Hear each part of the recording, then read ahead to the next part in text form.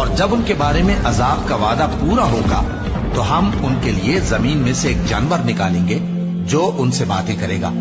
یہ ہم اس لیے کریں گے کہ لوگ ہماری آیتوں پر ایمان نہیں لاتے تھے۔